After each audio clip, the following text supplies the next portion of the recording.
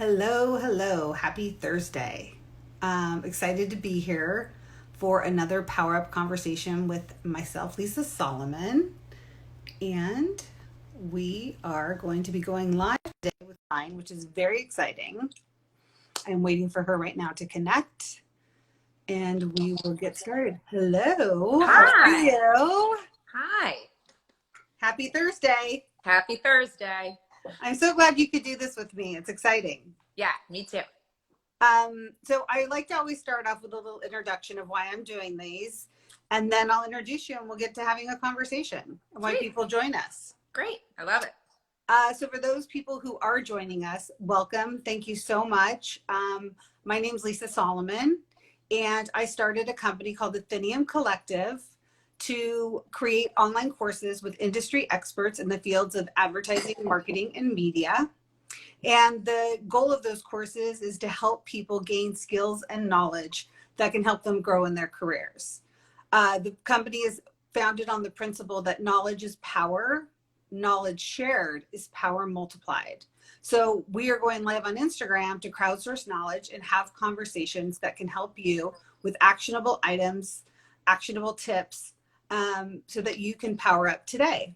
And I'm really excited because today I have a friend and former colleague, Kristine Shine, joining me. Kristine and I have known each other for a very long time. I was looking on LinkedIn to see, like, when we worked together at Microsoft. It was a Very long time ago. Yeah, a very long time ago. But now we both own our own companies, so we I know, isn't that crazy? So yes. I wanted to just have you give a little background on your career and how you ended up creating your own company as well, which is an executive recruiting firm. So today we're going to be talking about a really important conversation, which is the crazy world of online recruiting, what's happening with careers right now in terms of hiring and in terms of if you need to go out there and interview. So Kristine has a lot of great information. She just published the field guide, if you can see it, to marketing and talent growth. So we're going to talk a lot about those insights. So let's kick it off with a little intro and some background on you, Kristine. Perfect. So 20-year executive, similar background to you, Lisa, ran, sales and marketing organizations for a very long time. And I worked at both Fortune 500 companies. You and I had the gift of working at Microsoft.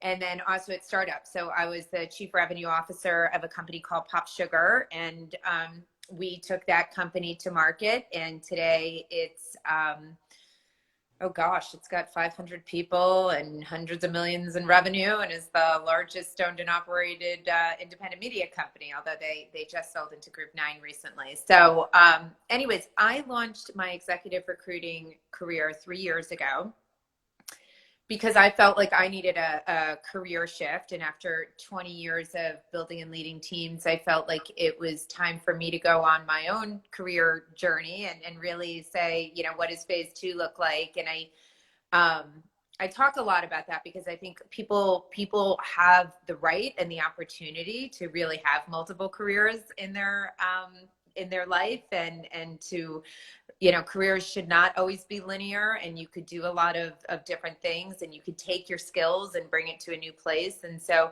I did a lot of soul searching on what I really wanted to do because I felt like I wasn't stretching anymore, and that the next job would just be that, another job, as opposed to a career journey. And that's, life is far too interesting to just have a job. So Absolutely.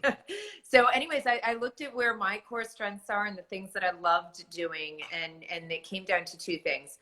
I love building companies and I love helping people develop themselves. And so launching my executive recruiting firm enabled me to work within all these different great companies, again, Fortune 500 companies, as well as startup companies, and then work with that executive talent to help them, find their next role and find their sort of next career trajectory. And so, my success only came because of the people I hired. Like I knew that was a superpower of mine all day long. I knew what talent.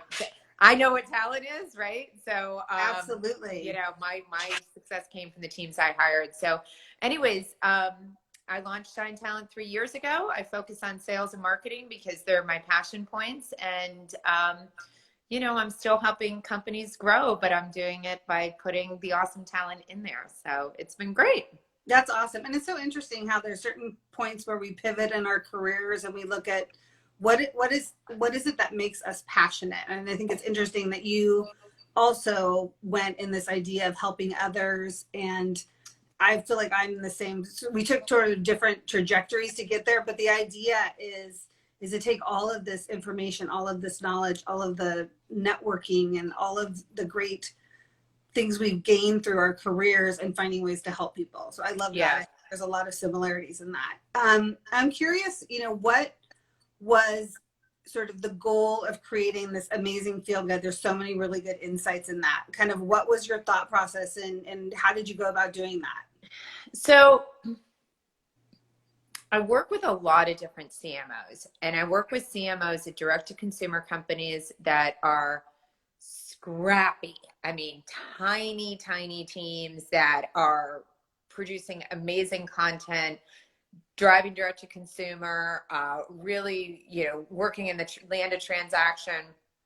And then I also work with Fortune 500 CMOs who are running these really complex, heavily matrixed organizations where either they're transforming companies, advancing companies, and making change is incredibly hard because you've got this really deep tech stack, and what does data mean, and there's all that stuff. And when I work with CEOs from a hiring standpoint, the reason that they come to me is because I've done these roles before, right? I was an operator, and of course it's the network and all those other things, but I am always asked my opinion on what does the marketing organization look like? How should it be structured?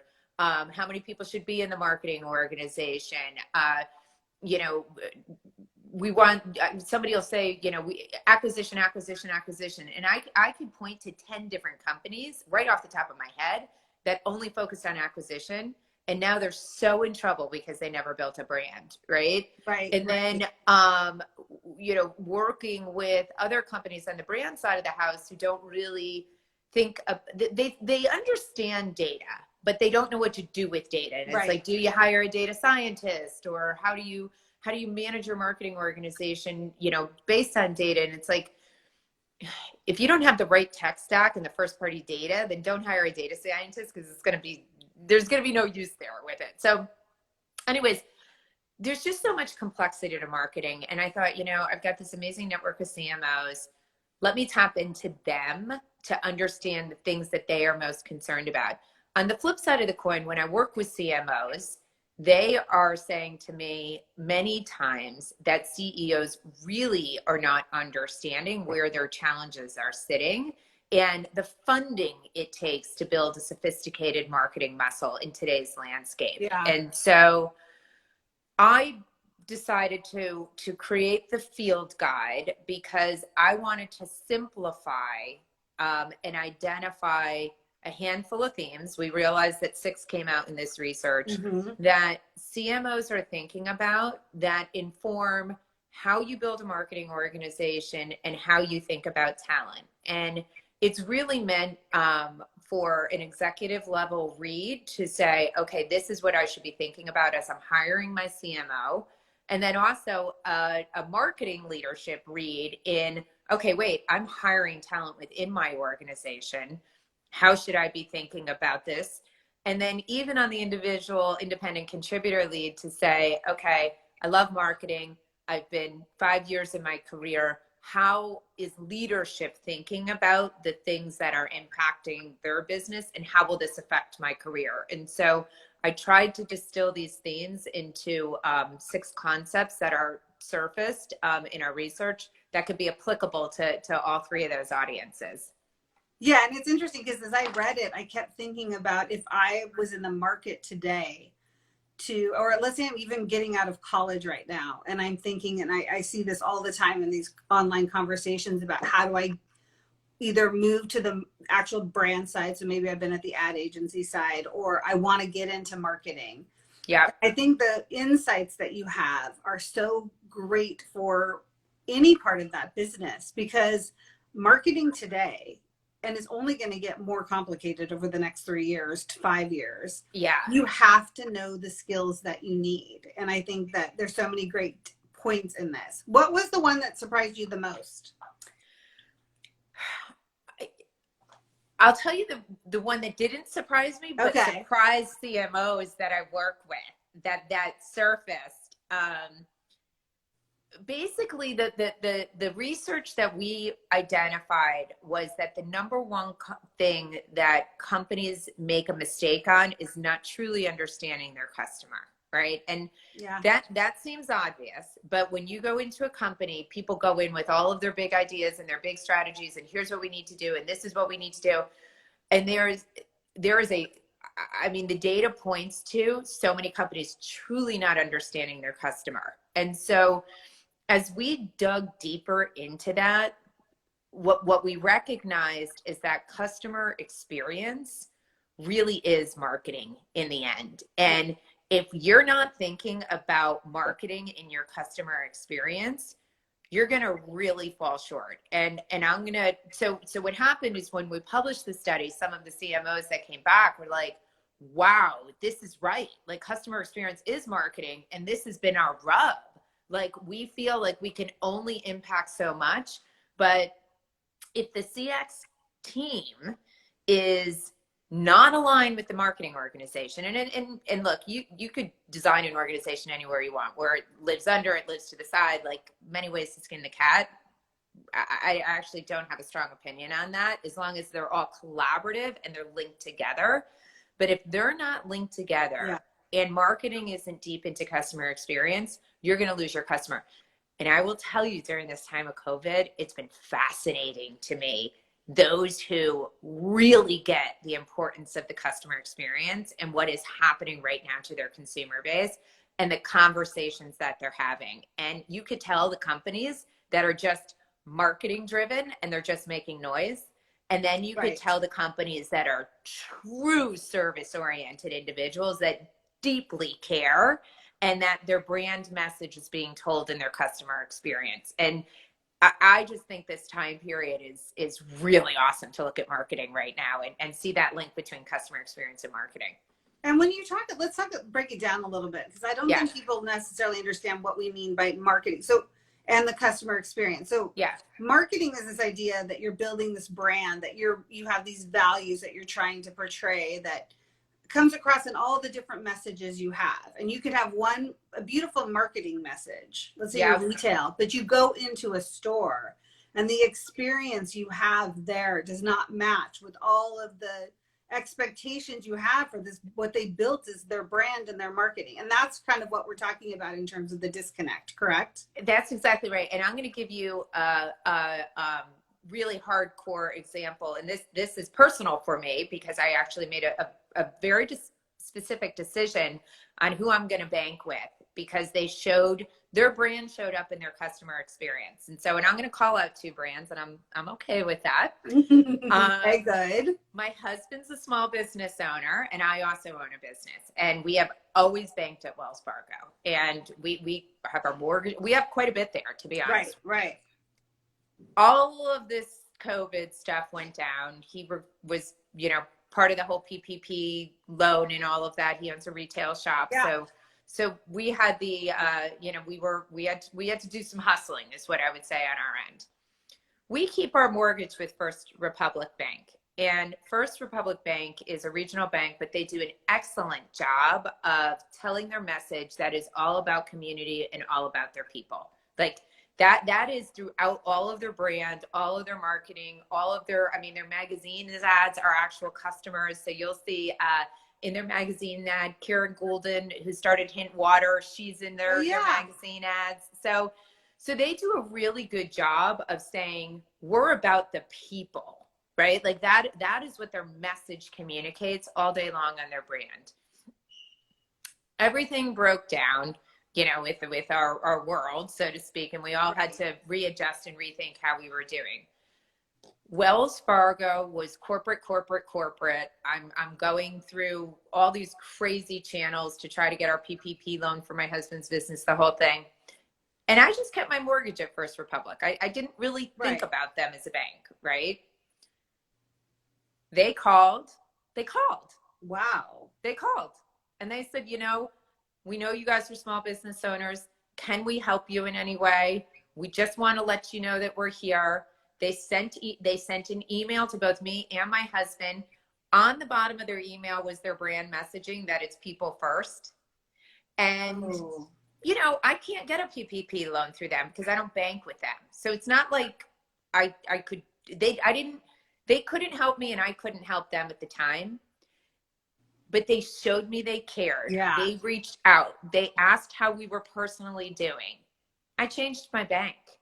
Wow. So, because anybody who cares that much about me during this time period to reach out, that matters. And that message is told in all their advertising and marketing, but then it's in their customer experience, right? And it's a through line that it matters. Exactly. Yeah. And people always talk about the customer journey. That is the journey right there, what you're talking about. And I'm like, I want to put my money with somebody who's actually going to care. Yeah, absolutely. That's such a great story of customer experience. Yeah.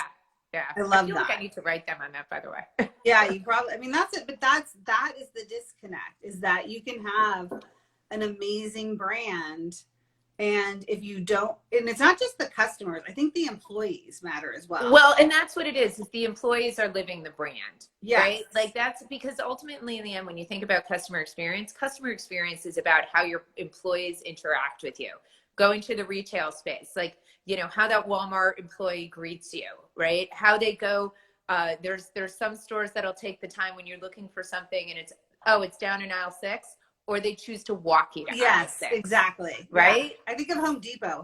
They'll do that. They'll walk you there and show you where it is. And it's and that's what customer experience is. But that shows up in the brand, right? Like that shows up in marketing needs to impact that to say this is what our brand values are. Yes. And it shows up in everything we do. Yeah, absolutely. And I think actually as a employee, but also as somebody who's going out into the job market, I feel like you have to know your own values as well. And I think that synergy between what matters to you and what matters to the company you work for, there has to be some alignment as well. Yeah. And, I'll echo and tap onto what you're saying with that is, we've been hosting some free workshops on our end just to help people with their career and their job search because clearly a lot of people have been impacted and we want to just, help people get their resume and their LinkedIn and all that good stuff going. But we talk a lot about you need to know what your brand is and you need to know what your values are and don't fake it. Yeah. Because we can tell in 5 minutes if you're just, squawking away and you've got noise and you're buzzword compliant, like you have to be authentic, right? What are the things that you truly care about? What are you passionate about? And that's going to show up and people will hire for that quicker than just hiring somebody who's going to echo the corporate brand values. Right. No, it's true. And I think the other thing that I thought was really interesting, and it came up a few times in your field guide in the 6 different strategies or insights, was this idea of data. Yeah. That strategy trumps data was one of them, which I thought was interesting. But then on the flip side, data literacy seems to still be a challenge. Yeah. I think this continues to be one of the most difficult things about marketing today. When I look at how we started, you and I, at digital at the very, very beginning. Yes. And it was so interesting because data was always about, especially when you thought about digital, that was the premise of kind of everything we did. But it's gotten so with social media, with, programmatic, with all these different things, just the cookies and the data you can get on your customer has changed. And now the cookies going away. So yeah, and what does that mean for data? I know. And so I was just curious from your point of view, how do those 2 insights kind of work together? And if strategy trumps data, what exactly does that mean? Is it really the idea that you have to know how to use the data? I think there's 2 things that we've discovered in this. Companies either don't have data. They think they have data, but they don't have data. So that happens on one end of the coin.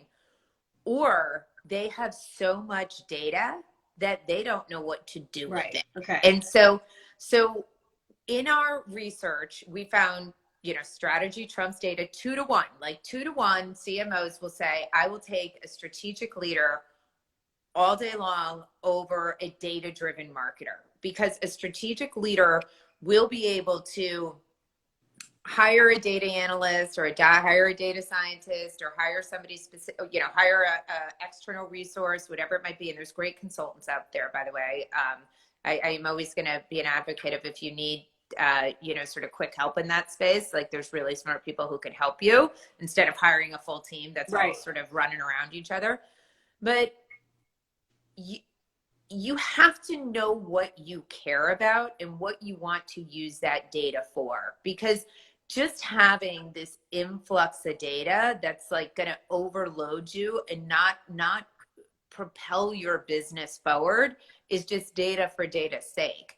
On the flip side of the coin, if you're building an incredibly smart strategy that you know what you want your data to inform, that's going to make the difference for your company. And so we really need strategic leaders that then know how to hire for data literacy around them. And what we're finding is we find a lot of data-driven marketers that just look to the data without putting the strategy around it. And so people have been working for the last 5, maybe 10 years, bottom of the funnel, really lower end transaction based, and data drives the transaction. And they've been living in this sort of like micro landscape. And you need a really smart strategic leader that's going to take a big step back and say, look, if we're living down here all day and just mapping our acquisition to data, like, or mapping our customer journey to just this simple data. I don't want to say simple data is very complex, but very transactional, very transactional, right? Like we've got some big problems in our hands. And how do you think about growth from a strategic standpoint, right? Like, I mean, Lisa, you and I lived in this, right? Algorithms change all the time, right? Like you put all your eggs in that social media basket, you're going to be screwed when Facebook changes their algorithm again. Yeah, exactly. Or, Google, I mean, we lived in search. We grew up in search together, right? Like, totally. It really, if you're not thinking strategically about diversifying your media mix, thinking about, the different data points, really understanding how to apply it, put in the different tech stacks, like that's where strategy matters. Yeah. And I think what's so interesting is, and I just had this conversation yesterday with the brand strategist, and we were talking about the idea that a lot of times the word strategy is very intimidating. Yeah. That people see, well, and the truth is we're all strategic on some level. We have to make decisions. We make plans of how we're going to make decisions because ultimately we have goals. Yeah. How do you, what's kind of advice do you have for people who are interviewing for positions like this to prove that they are strategic? And I guess on the flip side is, as a hiring person, how can you tell if someone's truly strategic? Because that's such a big word. There's one simple question. There's one simple answer on it, and it's the questions they ask. Yeah. It's all about the questions. Strategic people are naturally curious because you can't build a strategy without having information, right? And so those that go into a company and just look at a company and say, oh, here's my big ideas, or here's the things that I think I can do, and let me tell you all the awesomeness I did in my back, my history. Those people get quickly tuned out. It's those that ask really smart questions to learn about the business, and there's a natural curiosity there. They're trying to understand what the business is so that they could see if their brain could wrap their head around it, so that they can then be that strategic leader that we're looking for. And you can, that's how you see it, is through the questions they ask. Well, one of the things that you also brought up, and I always think of this, is it's an interesting way to be interviewed if you were going out there to seek the job, is the idea of projects. Like, having people walk away and having to prove in some way that they are capable of whatever this role is. So, you mentioned that as something, and I always think that's a very hard thing to do if you are the one interviewing, because at what point are you giving away all kinds of great ideas before you ever get hired? It's just an interesting balance. I'm curious, what is your perspective on that? Because I'm sure you see this a lot. Yeah, there's a couple things that I would say on that. First of all, strategy and ideas mean nothing without execution. So I'm a believer of share ideas.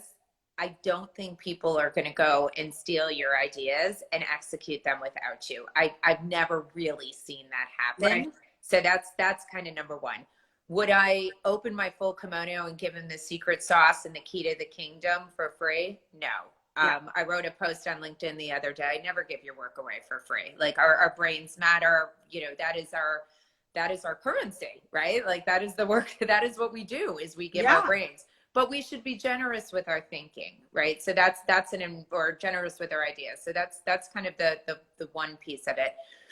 The reason why I like projects when it comes to interviewing and when it gets deep, especially in marketing, is because it really gives an understanding of how somebody thinks about the business. And there's two ways to approach this. If you're not comfortable diving into the company's business and putting some thoughts around an idea or a project or a deeper whiteboard session, because a project could be a whiteboard session, it could be a quick PowerPoint deck, it could be a memo. We've seen it done many different ways.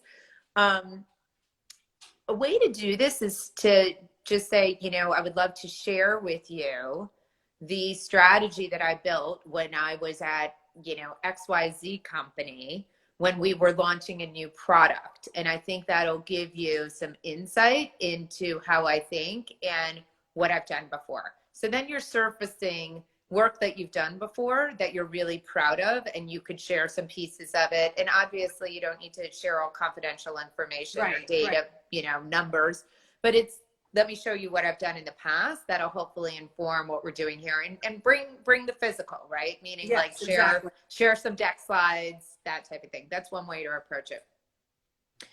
Another thing to do, and I really recommend this for the up and comers. And frankly, I did this to get my job when I was at Pop Sugar, because I was middle manager at Microsoft, and I was going for an executive level role. And I worked with the recruiter, and the recruiter said to me, the CFO has some questions. Like you've got buy-in from all the executive leaders, but the CMO is concerned that you may not, be ready to take this leap.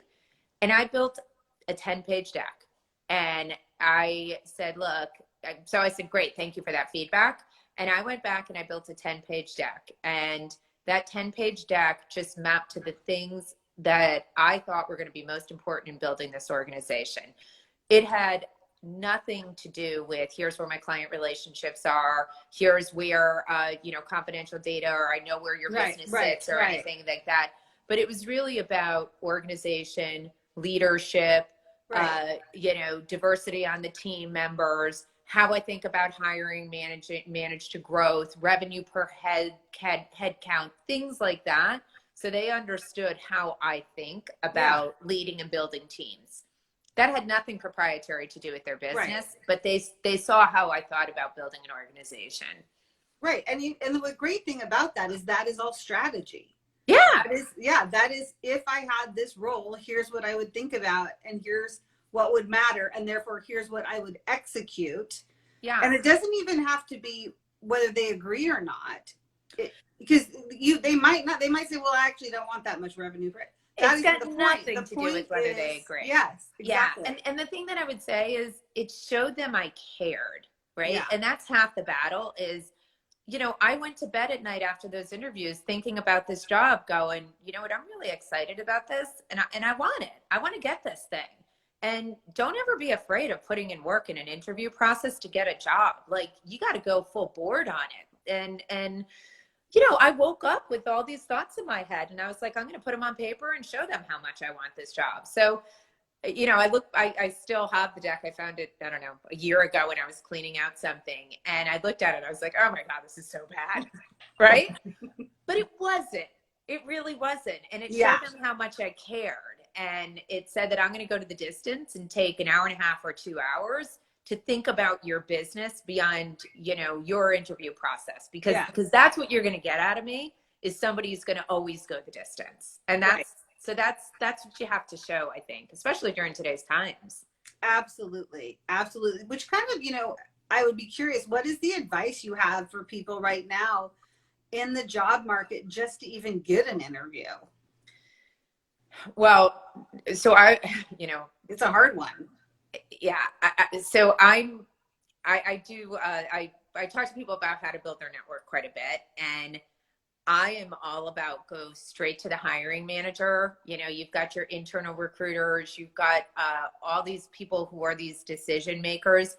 If you want something bad enough and you see a job opening at a company and there's, you know, apply on our job boards, I you know, go the distance, figure out who those hiring manager is, look through your network, look through LinkedIn, look online, hunt down this person, find their email address, get in front of them, get a meeting on the books, get 15 minutes. The main thing that I would say is you've got to understand what your value is, which circles right back to what you and I started this conversation with, which is what do you bring to the plate? What is your brand? And you better show up with that. And, you know, so it's not, oh, I love your company and I love your job. It's here's the problem I'm going to solve for you. Yes. Exactly. And you have to think about that. And that's how you're going to get on their radar screen, or that's how you're going to get the interview. Well, and I think the other thing, we talked about this the other day, is it's work. It is hard work to find, even if you have a job, to get another job. And that you have to be willing every day to put in the work to find the right roles, because there are still people out there hiring. Yeah. Oh, I mean, Lisa, you heard me earlier today. I was so busy and rushed. I've never been busier. I have never been busier. Companies are always going to look for exceptional talent. And that's what I would say is it may be harder. It may be, you know, more crowded. There may be more people going after those roles, but exceptional talent is always going to be needed within organizations. And you've got to show up as an exceptional talent. You really do. And it takes work. I mean, finding a job is not a laid back thing. No, definitely not. And I think the other thing is I know sometimes for people who've been laid off, for example, there's a feeling inside that maybe they weren't worthy or something. And that's not true. There's so many great people who have been laid off that have nothing to do with their skills and their abilities. Right. And that they should really feel good about their own, what they've done, and find ways to even write down all the great things you've done, all of those strengths, all of those values. Like if you can create that brand for yourself, it makes it that much easier to go out and start having those conversations. Yeah. I mean, if you've been laid off during this time period, and look, I've been through 2 downturns now. You've been through 2 downturns now, Lisa. Certainly this one is different. They're all different. They all come in a different shape or a different color. When we as executive makes decisions about mass layoffs or cutting organizations, it really comes down to what the corporate business needs are. Do we need to operate this division anymore? You know, rarely is it around the person, unfortunately, right? Or fortunately, I don't know. Yeah. But don't take it personally, right? If they are cutting 20% of the workforce or 40% of the workforce, they're looking at what are the divisions that we still want to invest in? What is the core business? Where do we need to continue to grow? And if your job is not in one of those divisions, then you're going to be impacted. And whether you're a star or not, that's just the reality of it. And now's the time period to really sort of take stock and say, what do I really want? What are my core, what are the things that matter to me? What are my superpowers, right? What are those awesome traits that I carry? What do I get passionate about? I mean, look, you own your business. I own my business. I've never worked harder in my life. Absolutely. I'm pulling 15+ hour days. I've never been happier in my life. Exactly. It's different. It doesn't feel like work when it's your own, because everything you're doing is to further something that you're passionate about. I don't know. I think it's almost easier to work for your own goals than for somebody else's. I mean, here's what I would say. When I was I've had jobs that were jobs, and they gave me nice lifestyles and great paychecks. Then I've had jobs that I truly felt like an entrepreneur. So when I was the chief revenue officer of Pop Sugar, I felt like an entrepreneur. I felt like I was a big part of that company, and I owned that company in some respect. Like, I did. I had a piece of equity in it, and so I worked the 15-hour days that I work now. I was up at 5:30 in the mornings working with my New York team, and late at night and traveling because I loved it. I loved it. And so I think you can find jobs where you can be an entrepreneur as well. Be inside a company and be an entrepreneur. And that's awesome because you get the gift of it all. But if you feel you want to start your own business, go for that too. Like, it's rewarding on both sides of the house, but you have to know what drives you. And I guess that's for me, what I realized is I'd like to be in a place where I'm given a big wide road to run. And that's where I mostly thrive.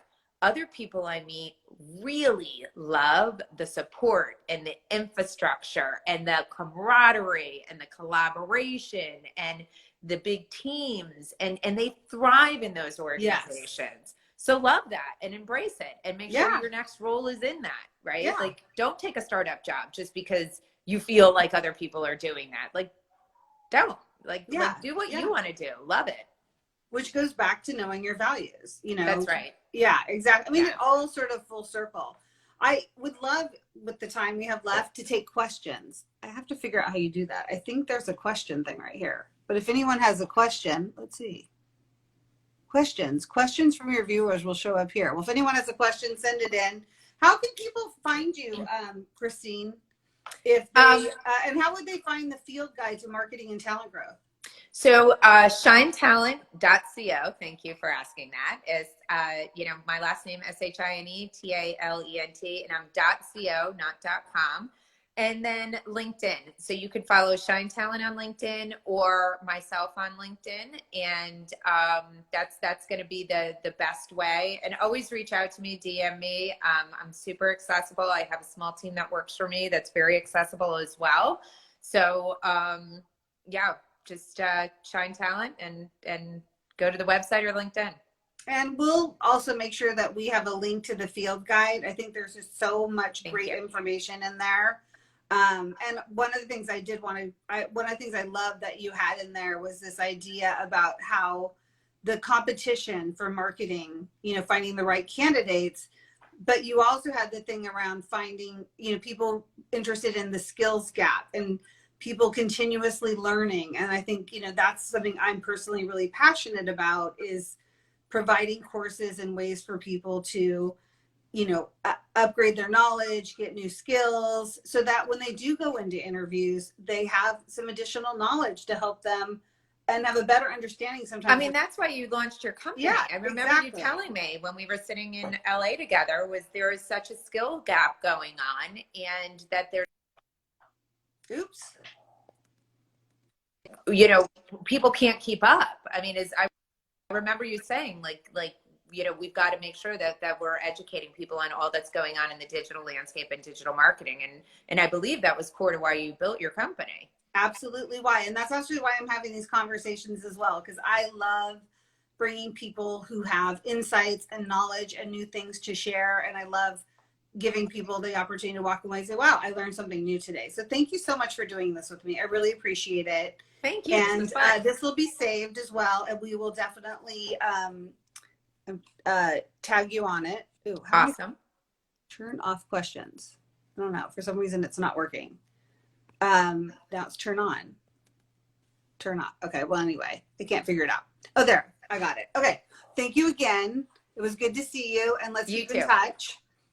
And thank you to everyone joining. Please, this will be saved for those people who didn't get a chance to join it live. And thank you and happy Thursday. Thanks. All right. Bye.